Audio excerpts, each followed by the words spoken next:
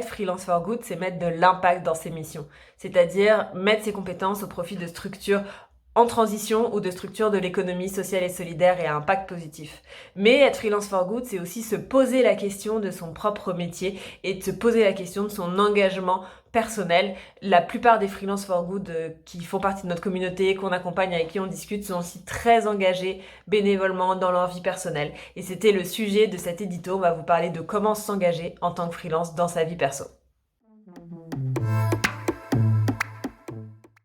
S'engager bénévolement dans sa vie personnelle, ça peut aussi avoir des bénéfices en tant que freelance for good, tu vas le voir, même si tu fais pas forcément pour ça, ça peut avoir des bénéfices personnels et aussi dans ton développement d'activité. Là, on voulait citer Pierre Rabhi, qui est l'initiateur du mouvement Colibri. Il n'y a pas de petites actions, il est vrai que c'est en initiant les plus petites actions que l'on amorce de grands changements. Donc, quelle que soit ton action, il n'y a pas de jugement, mais en tout cas, le minimum n'est pas méprisable, il est important d'agir.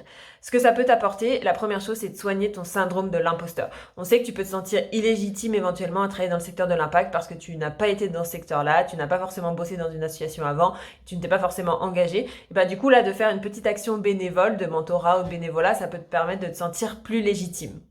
Ensuite, ça peut te permettre de gagner en crédibilité sur un sujet. Si par exemple, toi tu fais de la rédaction de contenu, bah, ça peut être important de faire une petite mission bénévole pour gagner en compétences aussi sur par exemple l'écriture inclusive ou l'écriture accessible. Donc ça peut aussi te faire gagner en crédibilité, te faire monter en compétences sur un sujet, de faire des missions bénévoles. Ensuite, même si tu le fais pas forcément pour ça, mais ça peut te permettre de constituer un réseau, de te faire connaître des gens, de comprendre comment fonctionne la structure, les structures associatives, les structures coopératives, quelles que soient. Ça peut te faire commencer à rencontrer du monde, à te constituer un début de réseau. Par contre, ce qui est important, c'est voilà, à bien cadrer les missions bénévoles, il faut bien cadrer son temps et ne pas en faire trop. Mais ça peut déjà te constituer un début de réseau. Et enfin, ça peut te permettre d'obtenir une référence. Si par exemple, t'apportes un livrable ou t'aides une association ou une structure de l'ESS sur un sujet, n'hésite pas à demander un testimonial, à demander un retour d'expérience et à le partager et à pouvoir du coup utiliser ce contenu comme référence. Comme je le disais juste avant, l'important, ça reste quand même de le faire, en tout cas si tu n'es pas en mission actuellement, il ne faut pas remplacer sa phase de prospection par que du bénévolat, c'est important de cadrer, de bien trouver le mix, mais en tout cas ça peut être hyper bénéfique pour les structures et aussi pour toi en tant que freelance for good.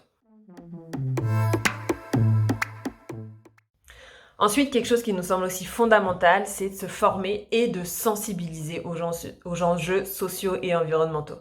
Aujourd'hui, il y a plein de moyens de le faire. Sur se former, tu peux regarder, il y a pas mal de médias qui le font. Je pense notamment aux médias verts, je pense aussi à Bon Pote. C'est un moyen pour avoir des informations qui sont vulgarisées, des rapports scientifiques sont vulgarisés par ces médias-là. Et ça permet donc de comprendre un peu les enjeux climatiques aujourd'hui et sociaux. Ensuite, l'étape d'après qu'on conseille fortement, c'est quand même l'univers des fresques. Il y a aujourd'hui énormément de fresques, la fresque du climat, la fresque du numérique, la fresque des nouveaux récits. Il y a aussi des ateliers type atelier d'automne, maï CO2. C'est des ateliers ou des fresques, des formats de 3 heures qui vont te permettre de comprendre ces sujets, de voir les grandes lignes de ces sujets, d'avoir un peu une vue d'ensemble.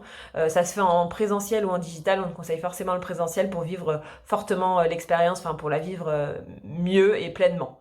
Et enfin, si tu as déjà fait tout ça et que tu veux aller encore plus loin sur les sujets socio-environnementaux spécifiques, va sur la page de Jobs That Make Sense. Il y a plein de formations sur ce sujet-là si tu veux aller plus loin, mais ça nous semble hyper important de se former en continu et aussi de sensibiliser les autres. Pour sensibiliser, tu peux devenir animateur de la fresque du climat et te faire ça à une prochaine réunion de famille ou à tes amis.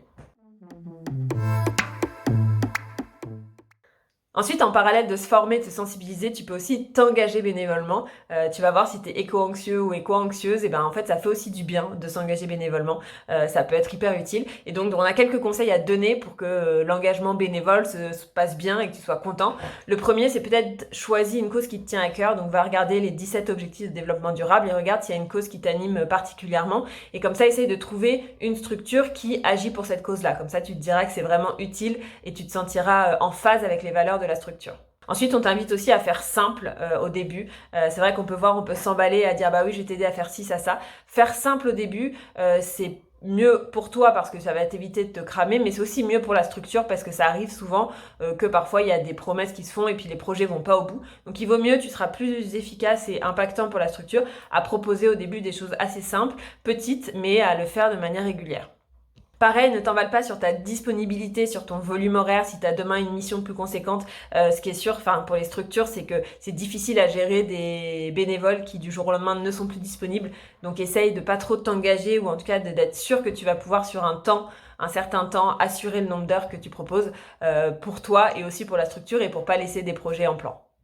Ensuite, fais quelque chose de ta zone de génie, et c'est peut-être pas forcément d'ailleurs qui correspond à ton métier. Ça peut être aussi justement de faire quelque chose d'autre. Peut-être que toi, t'es un super organisateur, mais c'est pas forcément ce que tu fais dans ton métier. Propose de faire de charger de projet ou d'organiser des événements. Voilà, propose quelque chose qui te fait plaisir, où tu le fais avec plaisir et avec cœur, et qui correspond à ta zone de génie, parce que c'est toujours plus sympa. Et enfin, pourquoi pas se motiver à plusieurs? Propose à tes copains, à ta famille ou à des gens à se dire viens, on s'engage par exemple pour faire des maraudes le soir dans des villes. Ça peut être sympa de le faire à plusieurs avec des gens que tu connais, parce que ensemble en général c'est plus sympa, et on se motive tous ensemble et on se dit qu'on agit ensemble. Ensuite, tu peux aussi faire du mécénat de compétences. Alors, on nous demande souvent la différence entre bénévolat et mécénat de compétences. Le mécénat de compétences, c'est déjà mettre tes compétences professionnelles au service des structures de l'économie sociale et solidaire. Et souvent, ce qui se fait, c'est dans une entreprise, la personne va proposer, par exemple, un jour de travail de ses collaborateurs dédiés à une structure de l'économie sociale et solidaire. Donc, c'est du temps qui est donné sur du temps de travail d'un collaborateur. Donc, toi, en tant que freelance, tu peux faire pareil, à la différence que toi, t'es pas payé par ton employeur, donc le temps de travail que tu vas donner aux structures de l'économie sociale et solidaire, tu ne seras pas rémunéré. Mais voilà, tu peux mettre à disposition tes compétences et décider de donner un certain nombre d'heures. Et comme c'est toi en plus le boss en tant qu'indépendant ou indépendante, tu peux aussi le faire sur des journées, sur des plages type de travail, donc dans la journée. Attention juste à pas te cramer avec d'autres missions. Donc voilà, sois juste vigilant sur la gestion de ton planning. Il y a plein de plateformes aujourd'hui qui mettent en relation sur du mécénat de compétences des structures de l'ESS et des individus. Je pense notamment à Pro Bono Lab, il y a Passerelle et Compétences, il y a Vendredi.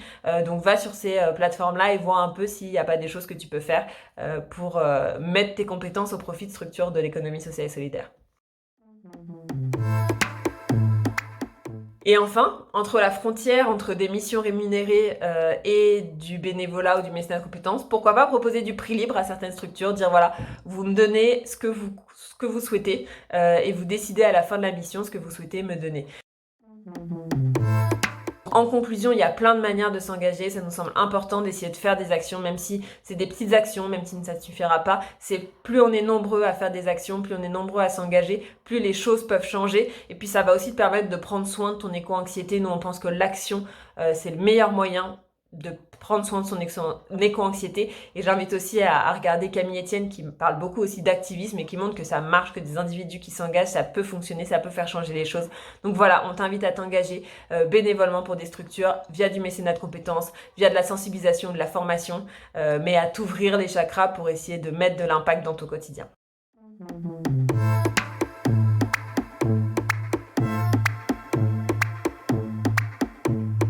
Oui.